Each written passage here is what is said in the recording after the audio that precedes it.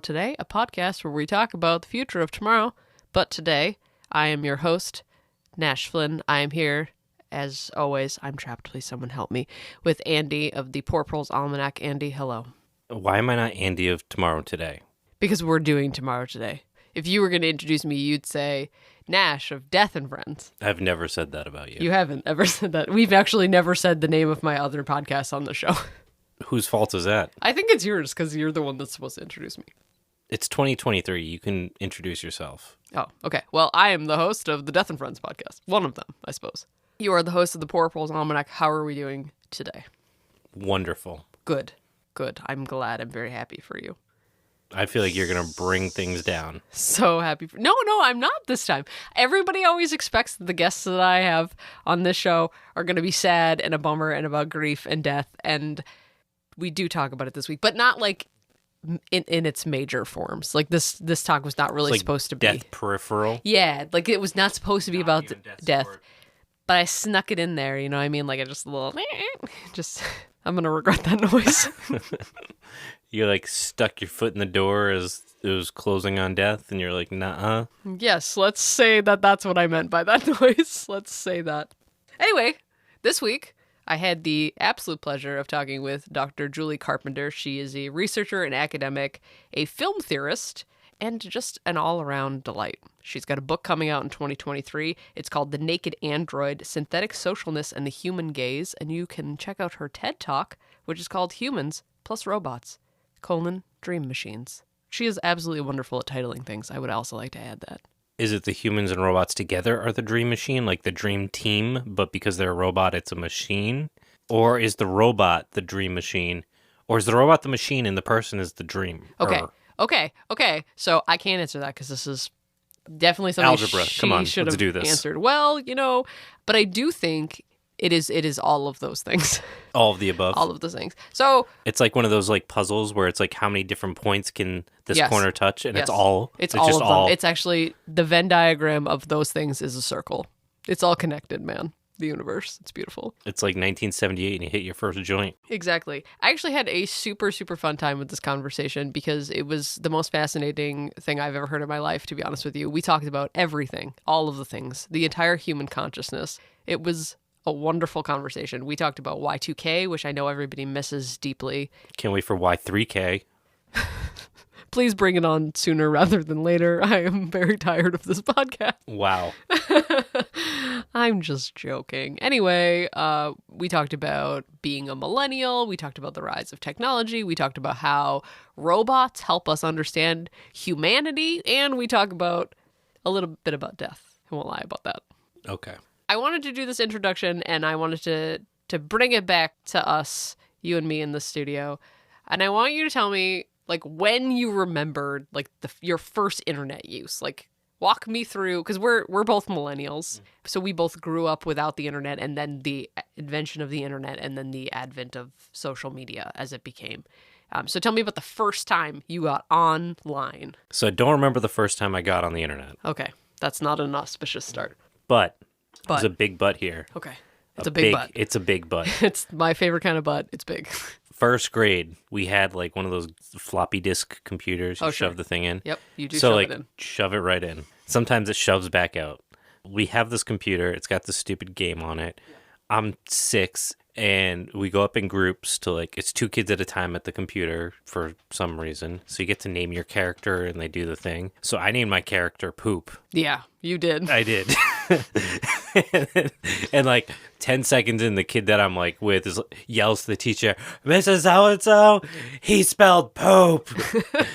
So like it's like the 3rd day of school. Mm-hmm. Like I didn't go to like orientation because like my parents weren't those kinds of people. They had an orientation for like first the grade? half day like intro, like welcome to your new school, blah blah blah. Because I like didn't have a kindergarten there or anything.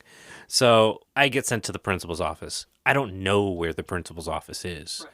So I just walked around the school for like 20 minutes and came back. And she's like, "Okay, is everything all set?" And I was like, "Yup."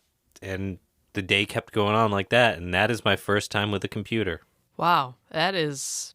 Please someone update this Wikipedia page because that's the most origin story I've ever heard. That's where it all started to go wrong. That's where it all started to go wrong.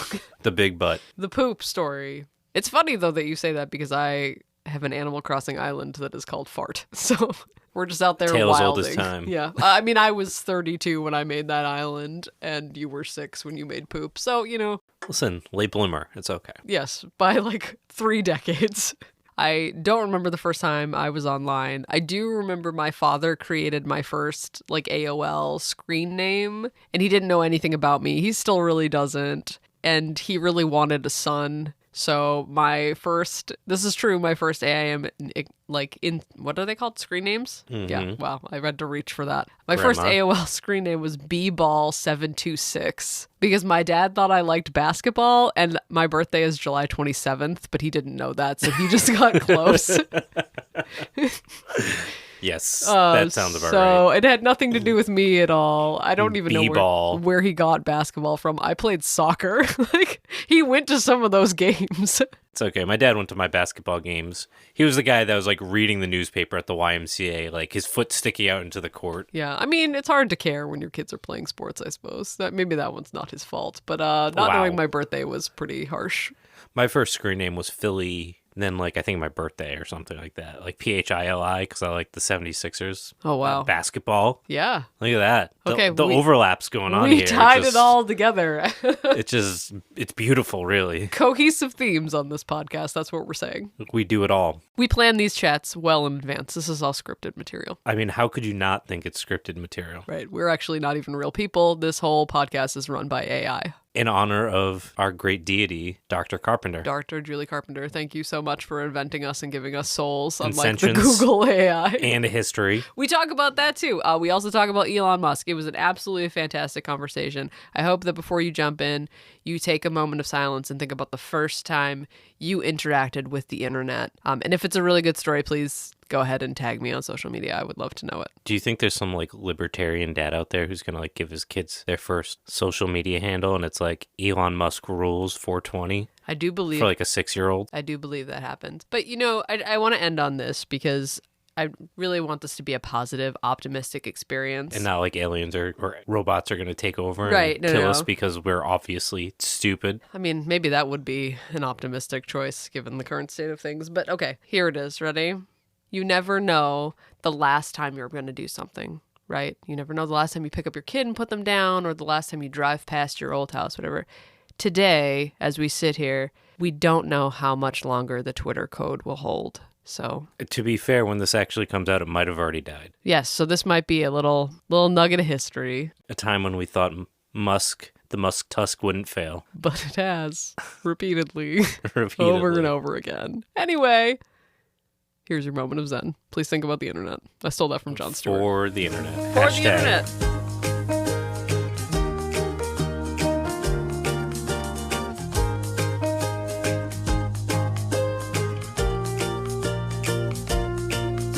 So, just to get us off the ground here, I really, really want to talk about how you got into this field. And I know that you've answered this question a bunch of times because you started off in film theory and now you work in humans sort of versus and robots. So I want to hear you tell me again how you got here. I have to step back and say I like humans versus robots. I don't think of it that way, but that sounds like a great like film franchise or Right. something. Humans versus robots. Yeah. So how did I get into it? So 100 years ago, when I was an undergraduate, they didn't have really anything that was specific in psychology or communication or even art history, which is where my interests were before that, about how humans specifically would interact with the emerging technologies. But one school that they had that interested me was film theory, right? And this was as the internet was sort of emerging. I mean, we had just all gotten like emails on campus, right? That weren't even widely used yet. So of course there wasn't a specific field in it. And I wasn't sure, I knew as a movie lover that film theory would hold my interest as an undergraduate, right? And would be fascinating to me. So the short version of this is that when you think about what film theory is, which is sort of like dissecting and taking close cultural looks at who is doing the writing and the directing and the editing of films, who decides what stories get to be told, what genres are popular, what ones blow up existing paradigms, and why, what messages does the audience take away, what messages do different audiences take away, how are things culturally embedded. And when you think about all of these questions that media theory delves into, you can see sort of how that informed one of my first jobs after college, which was in communications,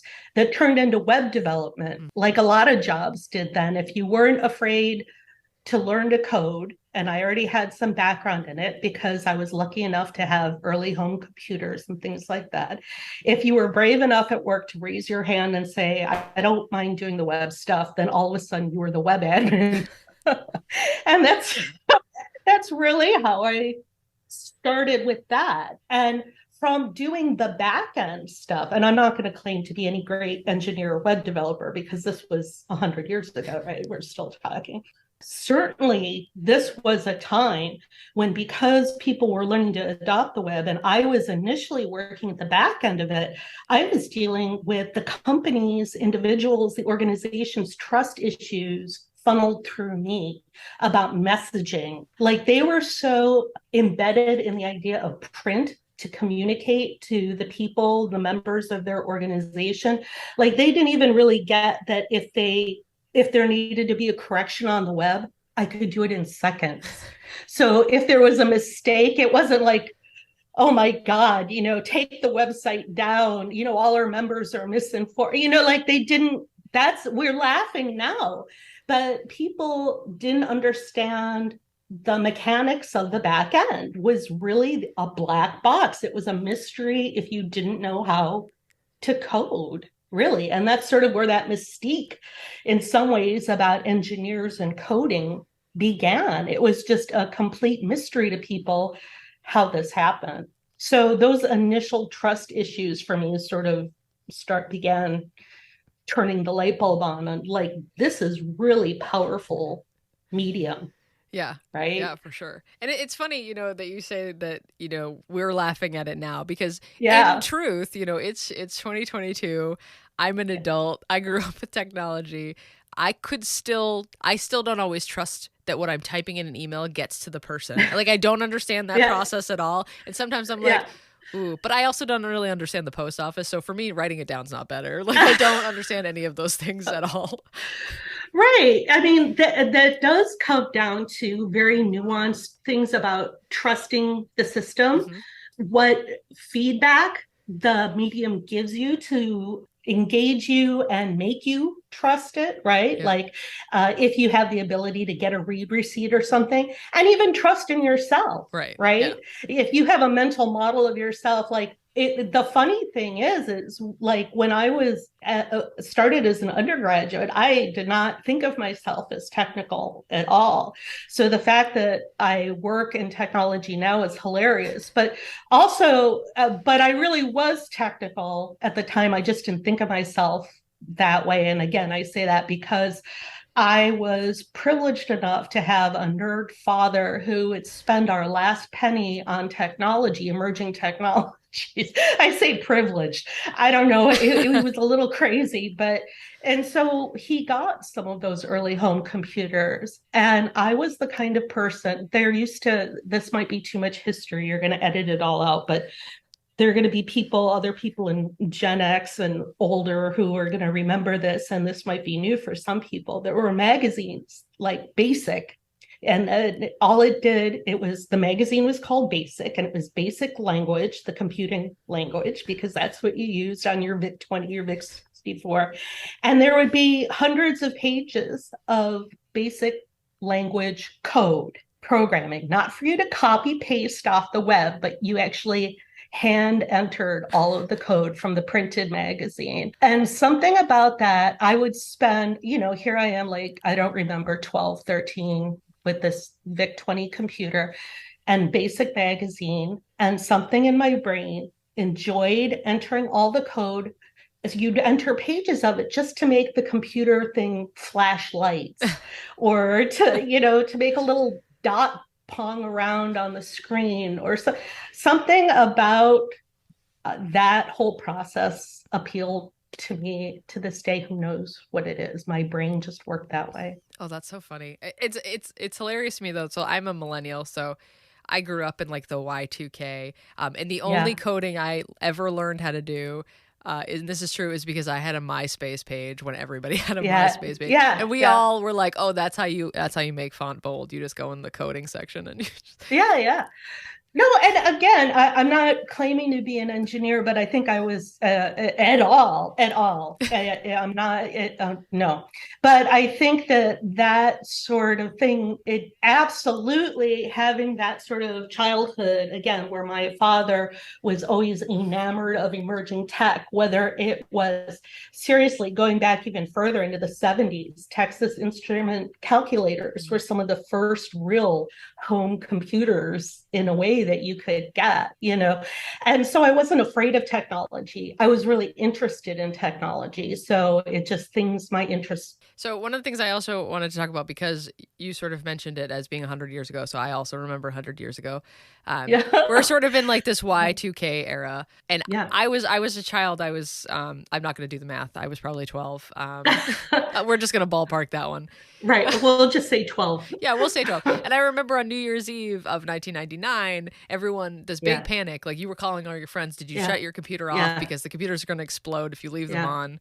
There was this like real fear that was the end of everything. Yep. And not just that technology would fall apart, but that we were sort of going into like, is this the maybe end of humanity? Like I remember falling asleep last night being like, God, I hope we wake up on Earth tomorrow morning. And technology was sort of like how we were building and forcing that fear into that robots, computers wouldn't know to change the year. And of course, we woke up and everything was fine, and we've never looked back. But so do you think this kind of cultural shift, this building of this ideology, with all of this adaptive technology and that fear sort of built in, led to like where we are now, which is basically online all of the time? That's interesting. Of course, I was older than you during the Y2K thing. And I know that you read a little bit about me on my webpage where I talk about Y2K, because I was working in the financial sector and banking at that time, doing this web work, and public communication was my job.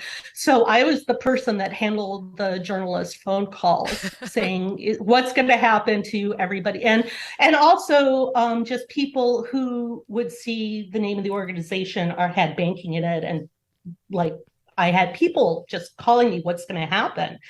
And so clearly there was this panic, and I was oddly calm about it.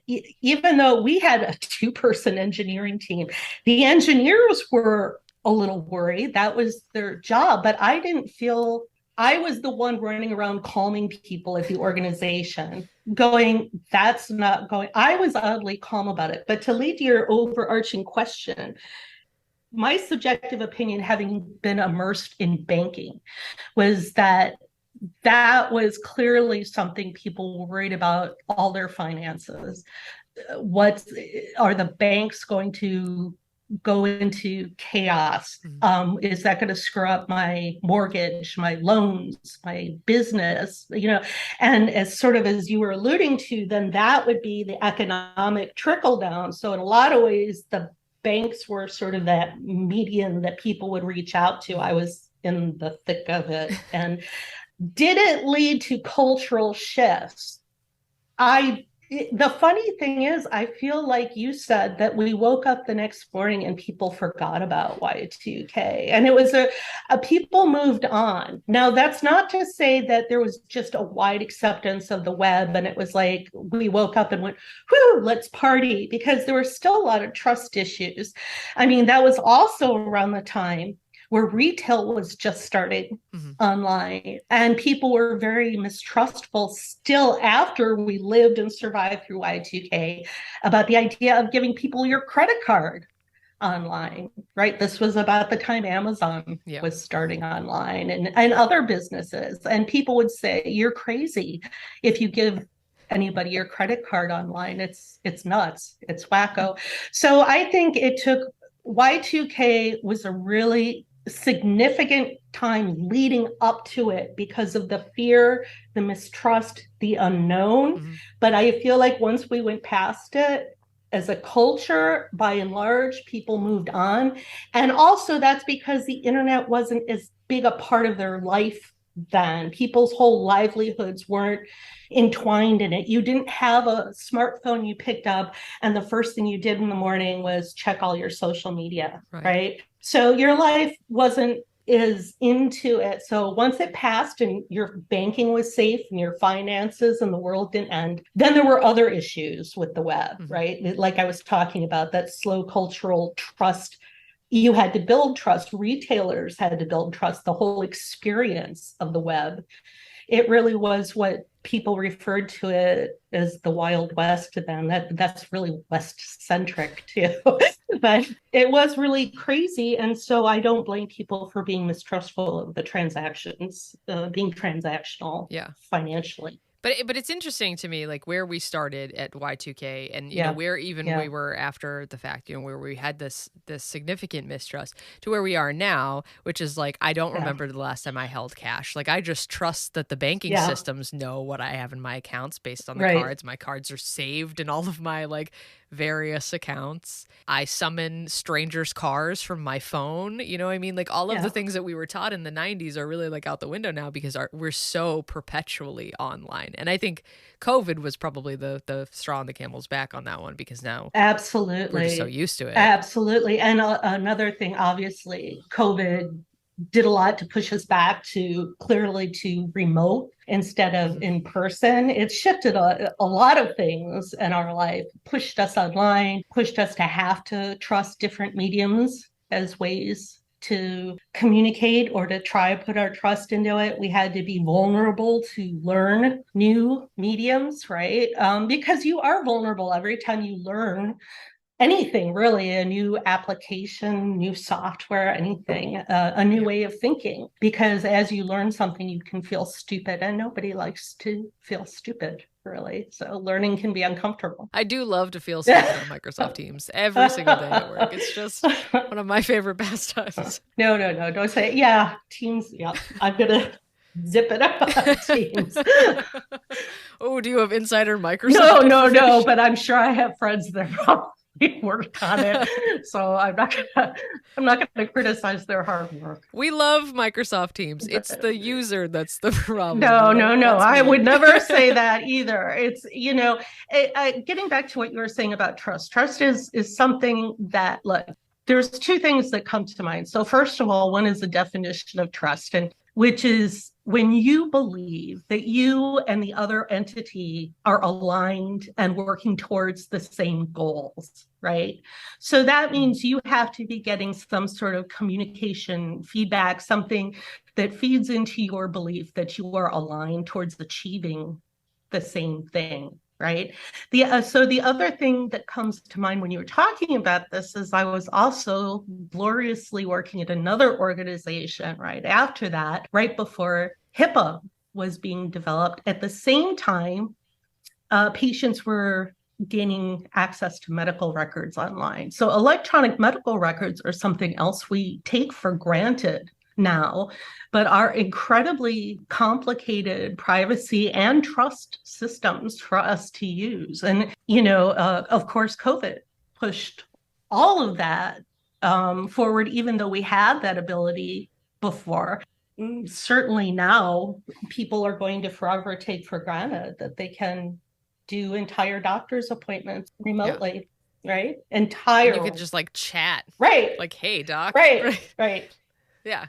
I mean, we moved therapy online. Yes. And I'll be honest with you, that terrifies me a lot because I feel like for therapy purposes, you really need to be removed from your environment in order to do therapy properly. Like there's something fundamentally strange about sitting on your own couch in the environment in which you need therapy from to be like, hey doc, things are not going well. That's interesting. So I'm not a clinical psychologist. I'm in a different area of psychology, but I would say to that you need to go wherever you're comfortable and feel that you can do the talking, right? No, that's true. Yeah. Then you need to be in an environment and have the experience where you feel that you're getting what you need out of it. So remote might not be the best, or even just moving to another room or turning off the video or, and closing your eyes, they're all, and these are not toss away comments, because what you're talking about is negotiating and navigating a new way of getting a clinical treatment, right?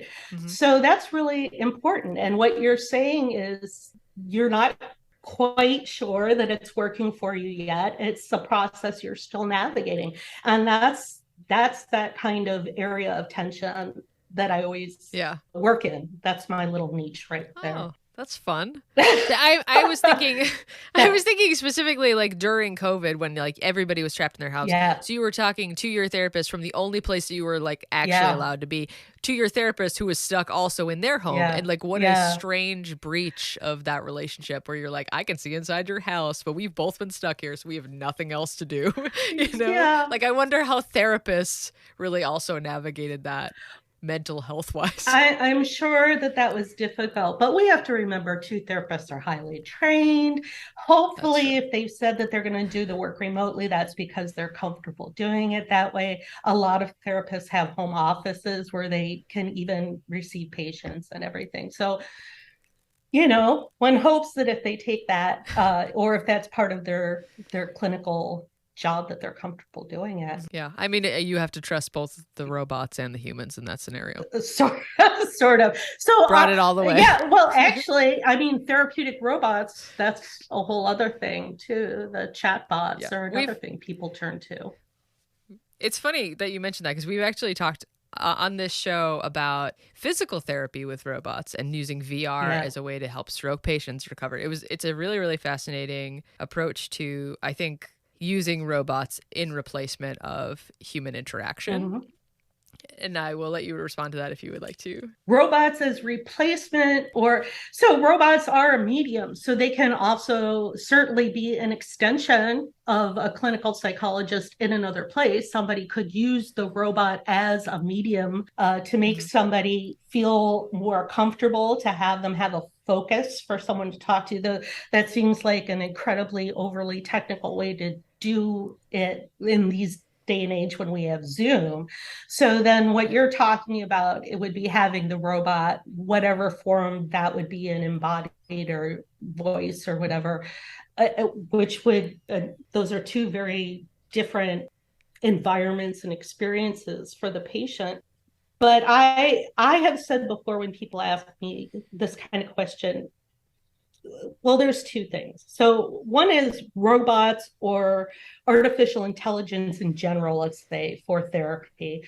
I'm completely against that for the next 100 years. They can perhaps be used as a tool with a clinical psychologist or trained therapist, but they don't have the subjective understanding of the human experience. Right. So that is no. But having said that, there are studies that show that sometimes people with different types of neurodivergence do feel comfortable speaking to actual robots, physical robots, because they feel less pressured to react in what's considered a normalized way. They don't feel judged for any of their behaviors or mannerisms. Then there's also like just having a voice interface, like picking up your phone and having a chat bot, which is becoming more common, often for cognitive-based therapy. So for example, getting over a fear or an anxiety, mitigating an anxiety about something. And those have been shown to be really helpful for people. And those are complete AI. And there have been situations, again, where people feel sort of the not being judged by this technical other relieves them of any stigma they might feel attached to seeking treatment. So that's an interesting door. But as far as AI being the lone therapist, I'm going to say hell no for now. Yeah, I'm with you on that one. I do think it's super fascinating that neurodivergence approaches it slightly differently, or is comforted by interfacing with robots. Yeah. That's really fascinating. Yeah. The study we talked about was Dr. Rachel Prophet is working on specifically VR. So people who have mobility issues who use VR, if they can't get to a clinician and navigating, I think she works specifically with stroke victims, getting access back to the arms. So it was really fascinating. And I think it reminded me, every time I looked at more of your stuff, I was so reminded of that sort of very physical interface between humans and robots. And I want to stay on this topic.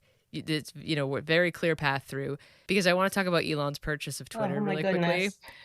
Do you think it matters who owns the robots? Yes. Are we going to talk? Do you want me to talk about Elon or the robots?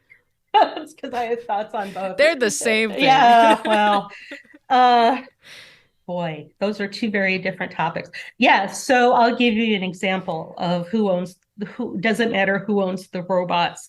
So a lot of times when I start talking about data and your data privacy and data collection, because a robot, in order to interact with you, like any AI, it has to do a certain amount of learning about you.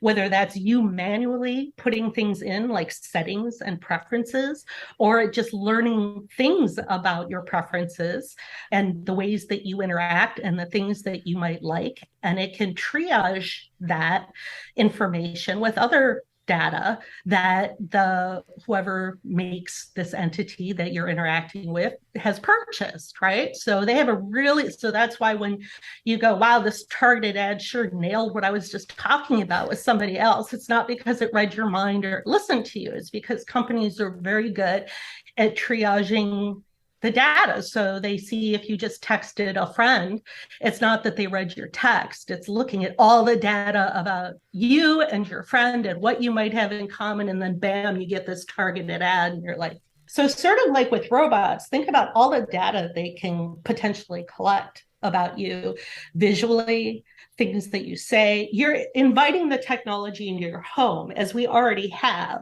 Well, we have tracking on our phones, right? It can find us really well.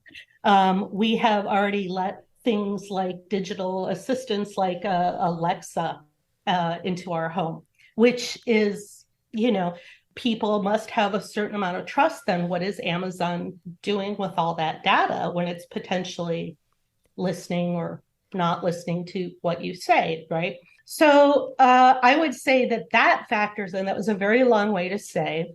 So people will have different reactions about companies that make the robots. So for example, let's say a robot is made by a company you've never heard of, and it's a very cute, adorable robot. You might go, oh, if I had the money, I would certainly welcome this adorable robot into my home. If I told you Amazon made the robot, and it was still the same cute little robot, would you invite it into your home? Some people would. Some people might start to have second thoughts. Some people might go, wow, who cares if it's great, it's Amazon, it's a trusted company that I know. It might make them trust it more.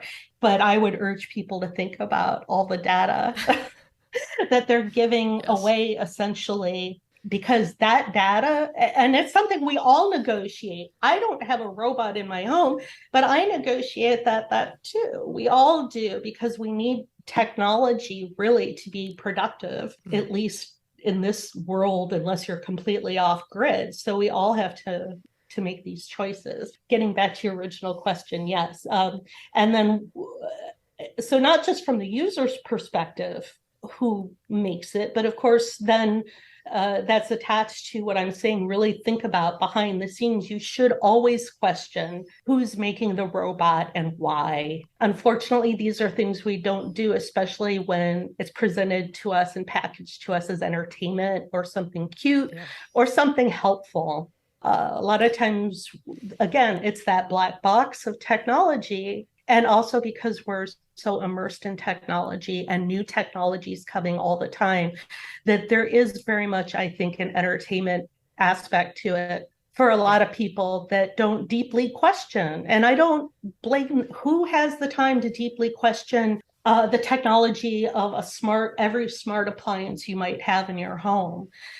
But I would urge people to think about it, because the people making these smart appliances absolutely are thinking about it. To give you an insight, if you have a smart refrigerator, right? I guarantee you they are absolutely thinking about how to inventory what's in your refrigerator. And they're going to sell it to you in ways like, oh, we can tell you when you're out of milk, or we can tell you when you need to, and you can order this from or the refrigerator will order it for you automatically. But it's also gathering all this data. How much oat milk do you drink? What brand do you prefer? Do you have baby food in there? Do you have, all of these things, so it can infer about your life? And that sounds creepy, and it is, unfortunately.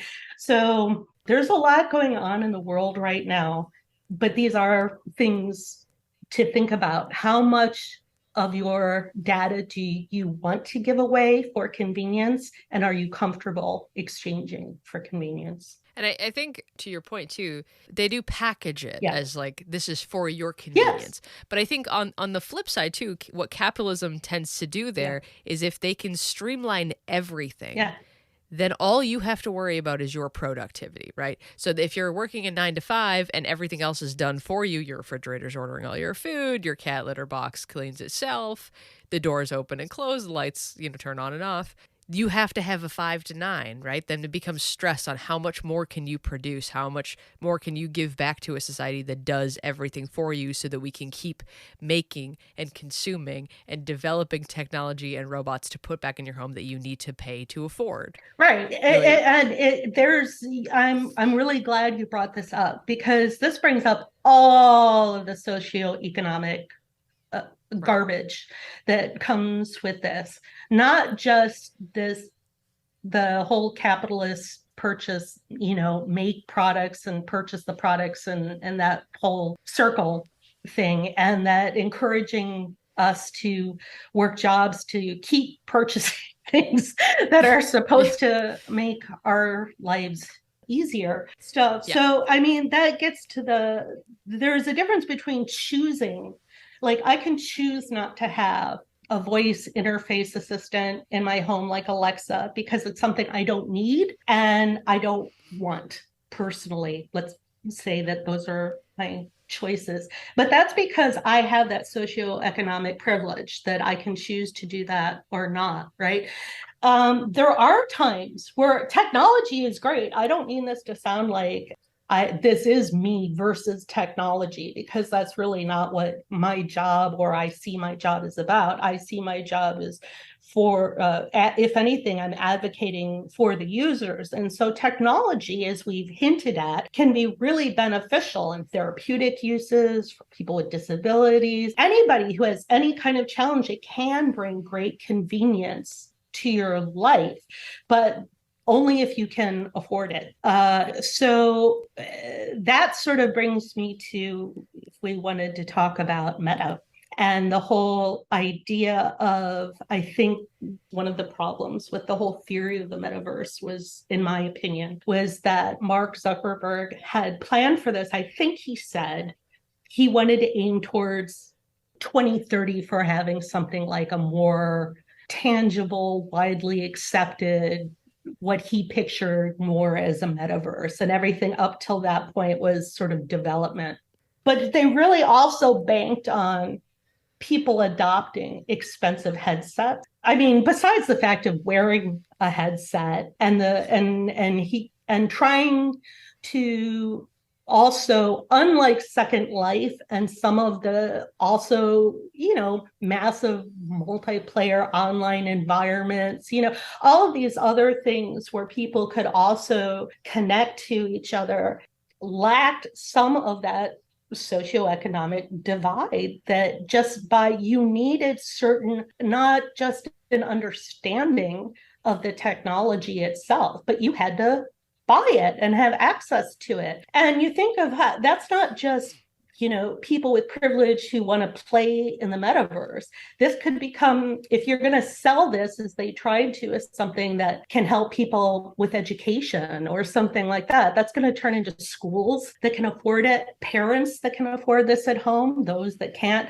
And I mean, whatever form that headset takes, whether it turns into glasses, access to the metaverse, whatever, one of those big things that I think they didn't count on was the socio and the interest in it in general. There are a lot of issues, but the socioeconomic one is one that I don't think we discuss enough in technology. And there is still a great divide, especially with these emerging technologies. And I think one of the things that I was struck most by, it's like the people that can afford those kind of technologies don't really have other concerns, right? Yeah. So they can go out and do those things because they have the cash and the capital and the ability to do those things. So they can go out in real life and do some of those things. Yeah. They're not going to be the people that need to, like either people who have chronic illnesses or people who are disabled. Like those people who would actually use those technologies aren't going to be in the same tax bracket as people who can afford them. Not typically, right? I mean, you don't want to make sweeping, right?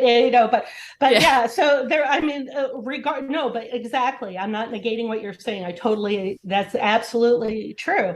And so he bet on something that he himself, I believe, said was really going to come to a completely different, more integrated experience, whatever he thought that was going to look like. Glasses, contact lenses, eye implants, who knows? Who knows what they thought it was going to be eventually in 10 years or 20 years. But in the meantime, just the money thing. And again, that we saw that with early internet, with computers, right? And then we saw that with smartphones, and we're going to see that with every emerging technology. You see that, that's actually a big issue with self-driving cars as well. Yep. They're really designed in many ways to be on the road with other self-driving cars. And we're all sort of, unfortunately, now living in the beta experiment where they have self-driving vehicles, right? Or have a pretty high ability to be autonomous on the road with the rest of us. I say the rest of us because I'm not driving an autonomous vehicle or not driving it. I don't know what that is. But when people start talking about autonomous vehicles, some of the ways they were selling it was it can help people with chronic illness. This can help people who have mobility issues. This will be life-saving for people who cannot afford cars, right? We're going to have all these shared vehicle services and this utopian thing. But in the meantime, there's going to be 50 or 100 years of people who can only spend a lot of money on a car that has very different associations with it than what they were talking about in the utopian ideals. Everybody was trying to get money and get traction in the market. And one of those things, we talked a little bit about the metaverse, to jump back just slightly. One of the things that scared me at first about the metaverse is it starts to feel very much like in this vein of the rich living an entirely different existence than the rest of us, right? And what I always worry about with those kinds of things is that they will start to sell the afterlife. Like as soon as we could figure out some kind of way to upload a human consciousness into something that is not biologically going to break down, those people will be immortal. The people that can afford it will achieve some kind of immortality in whatever form it is. And the rest of us will have to continue on be biological. I always find these things so interesting because the people who often want to be immortal are the ones that I least want to remember after they're and I find maybe that should be a quote of mine somewhere. But it's, I think about it. I don't need to follow it immediately with this, but, all right. So here, I'll use these examples. We have all seen some of these with holograms, right, of deceased pop singers or pop stars, which I personally find fairly disturbing. But people are going to have very subjective experiences. Like if I remember growing up listening to, let's say, Whitney Houston, and I remember having that parasocial relationship, watching her become a great pop star as a teenager, barely in early 20s, and soaring into heights, and all of her emotional ups and downs, and then her horrible, unexpected death, and then now she's a hologram. I find it disturbing. Somebody who is much younger, doesn't have those associations, might go, wow, that is the coolest technology. I want that technology. We saw that with the Kardashians. Didn't Kanye essentially buy a Robert Kardashian hologram for Kim as a birthday present or something? So that was really a socioeconomic look. We can bring your father back. We can piece them together with AI and everything else. As a legacy, I mean, you can't go into this without very personal opinions on this. Many of us want to make a mark in the world and have some sort of legacy. Sometimes that can drive people, that can be a driving force into having children, into doing the work that you do, into documenting things and creating your own artifacts with meaning, right? Photographs. For me, it'll be in many ways, I hope, the work that I've left behind, whether that's books or publications, things like that. And I find the idea of trying to replicate somebody who's been gone, clearly it's ethically complicated. I think in the end, if people really want to truly interact with it, there is that Black Mirror episode. That's what I'm thinking. I think that there's a spectrum of what's going to happen. This is how I'm going to call it. I'm going to call it right now. I think the haves, the people that have money, are going to have ranges of things that they can buy to bring people back, so to speak. One might be a hologram, it might be a web-based message, it might be AR, different ways to bring parts of people, or something up to something eventually, 50, 100 years from now, pretty fully functional, like you might see on Black Mirror, like a full-on robot that can mimic to a certain degree what somebody was. But I'll go back to some things I've said in my TED Talk about robotness versus humanness, right? I think that I'm not going to make a judgment on things like the holograms and things that can give you little pieces of who somebody was, because they're new artifacts. I look at photos of people and pets and so on that are gone now, and that's meaningful to me.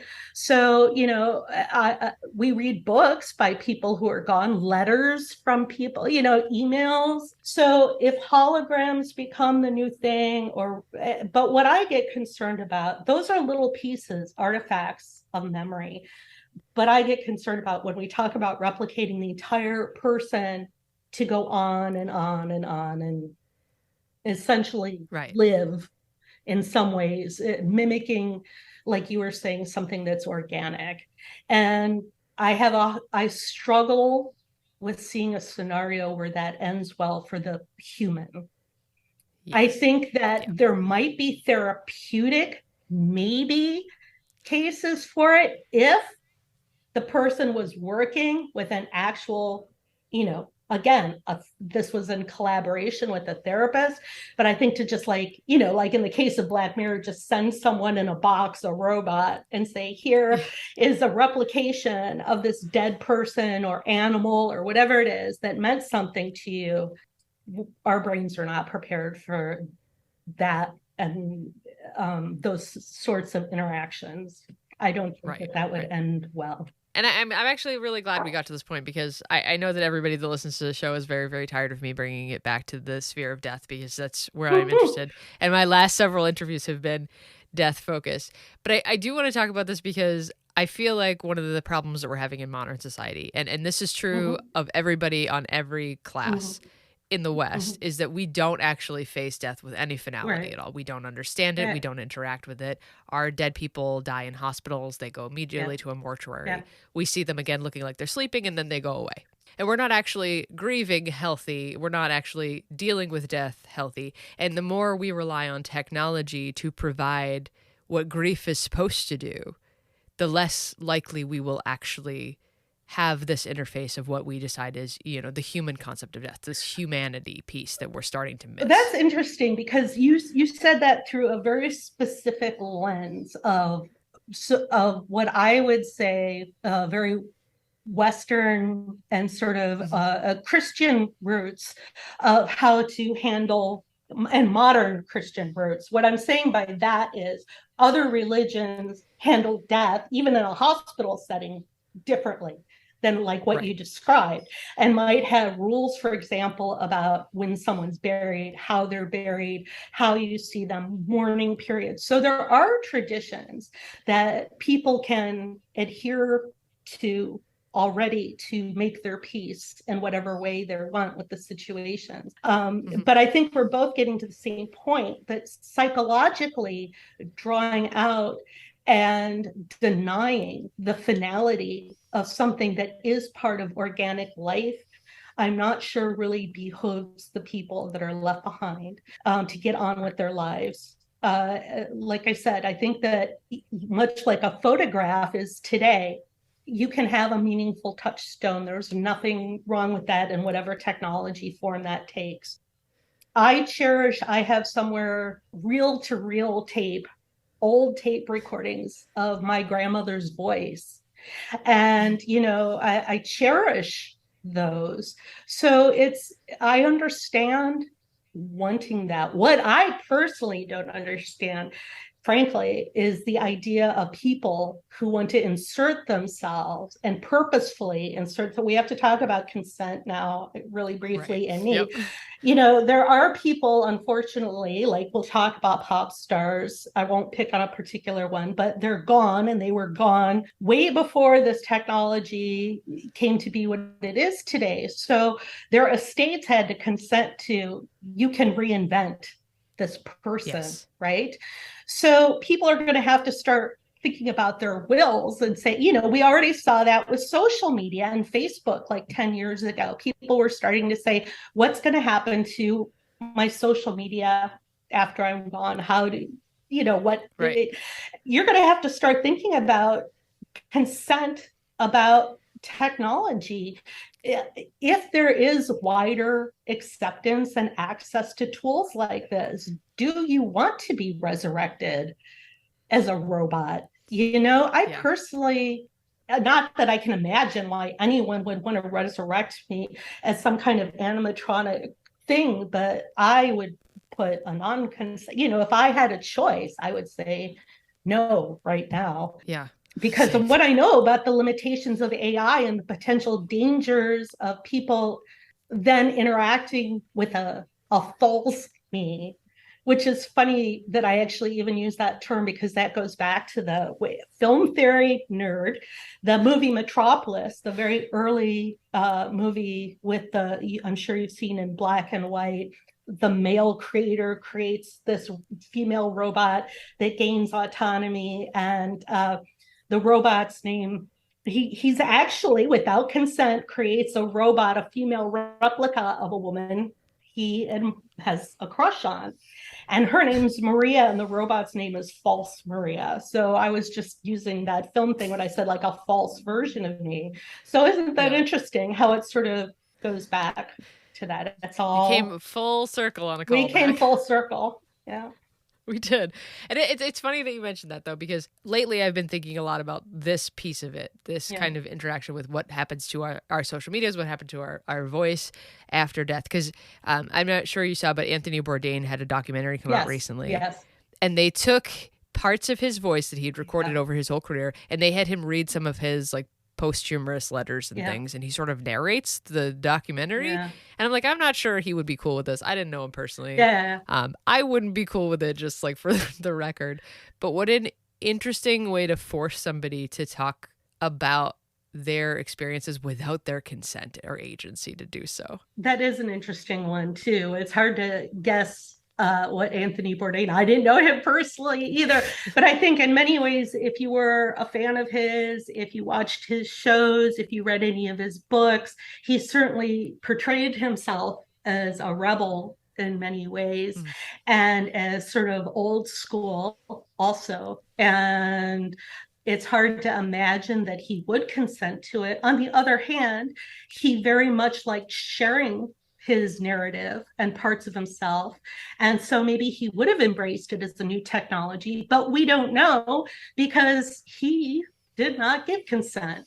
And, that's the consent thing has already come up, in robots and AI when people, for example, somebody, a male creator, I forget what country it was in, made a robot version of Scarlett Johansson. Now, I would imagine it looks a lot like her, but again, it was because he claimed he had the hots for her. So he spent his time building a robot. Now, and that's a whole other topic about sex robots and loving robots, and that's a whole other thing. And I'm not, that's a whole other topic. That's not the issue. The issue is the consent for me. And Right. and clearly, and I think most of us, many of us, but I think especially women, or anybody in a marginalized group, or because of the way we are forced to interact with the world and protect ourselves in certain situations, you find yourself especially vulnerable to things like that, right? Right. There's a power imbalance. And so it's very creepy. Yes.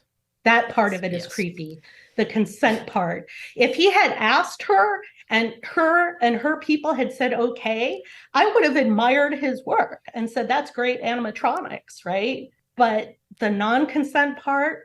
But is it fundamentally different than fan art in a way? Yeah. You know what I mean? Like, no, we have and to so sort of. that's a good question. Is it different than fan art and fanfic? Because I was just talking about photographs being sort of an artifact that I could say that holograms could potentially be a thing for. But I think that when he is openly claiming he's making robots that look like public figures who make their money off their image, and this is something that fanfic can run into as well, right?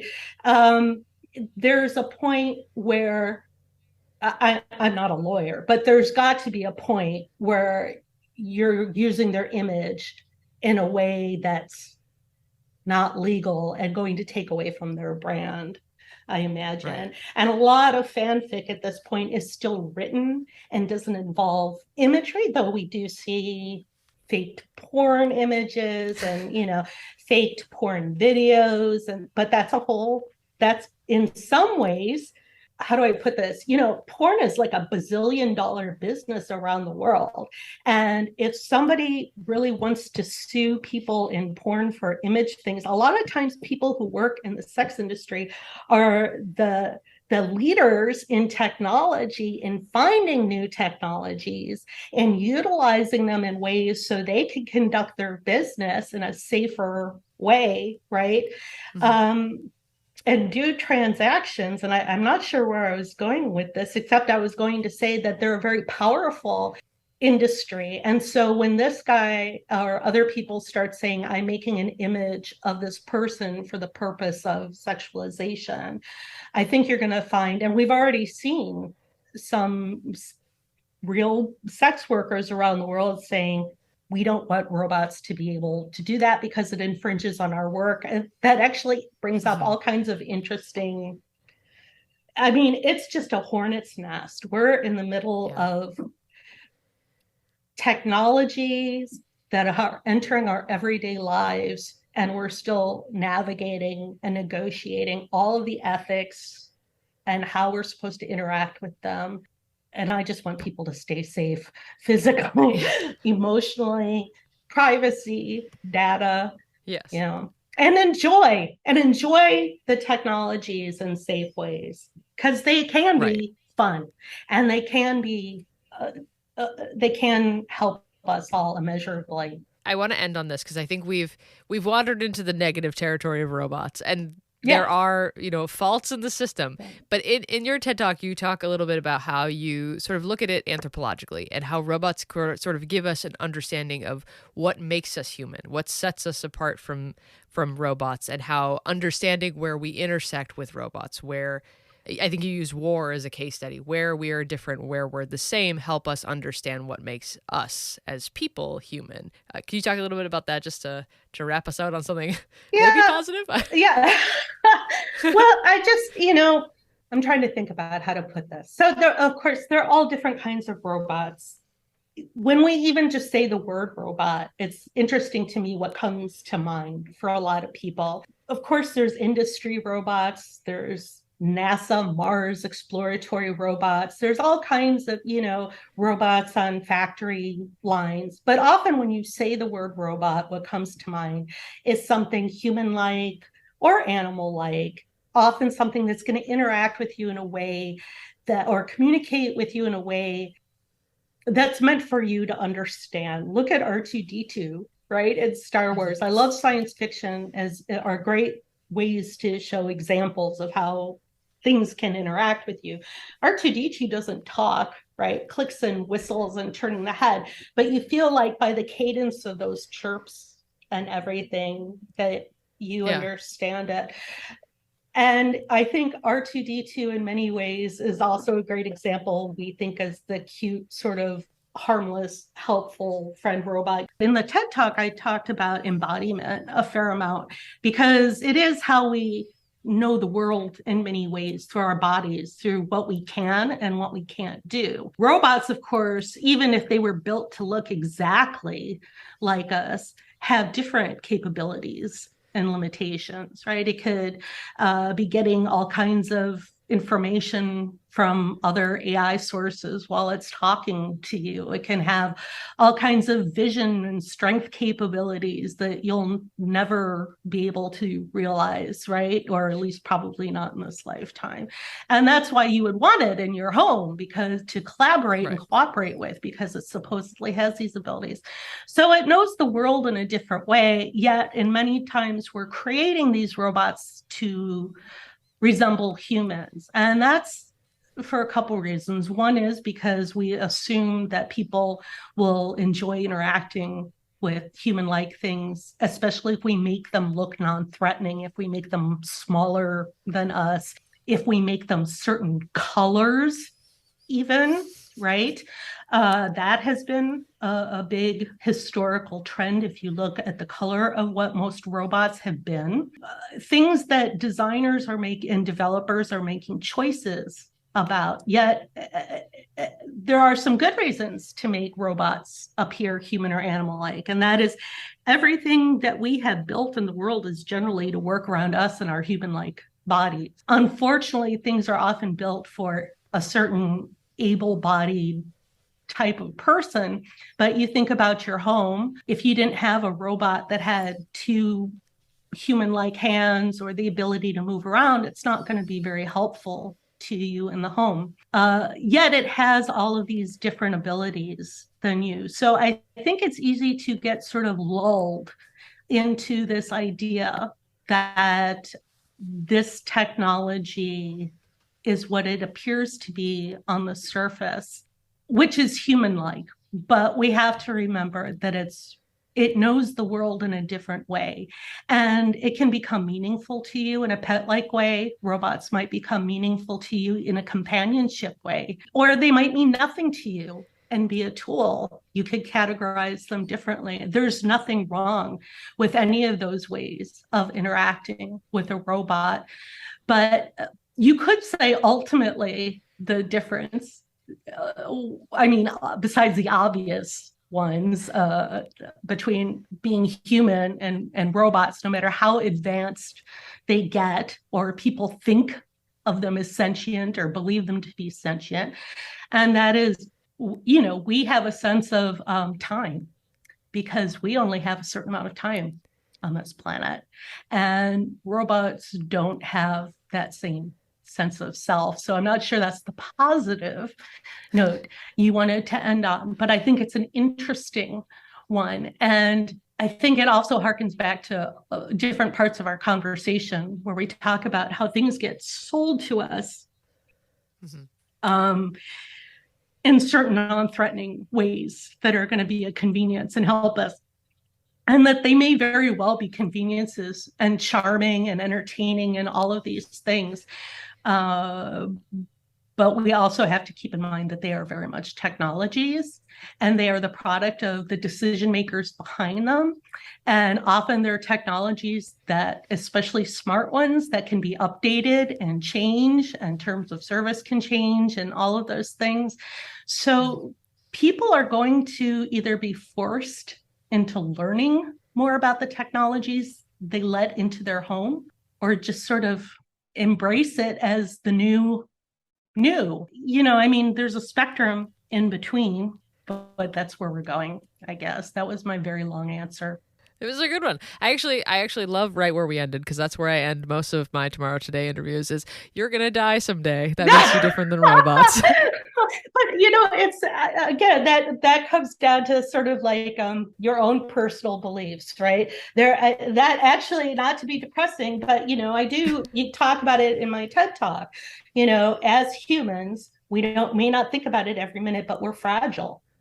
Yes. Robots have their own fragility and their own weaknesses, but are also replaceable, and we're unique. And sometimes I feel, maybe it's just me because I work in the business, but it's hard to remember the value of the flaws in each other.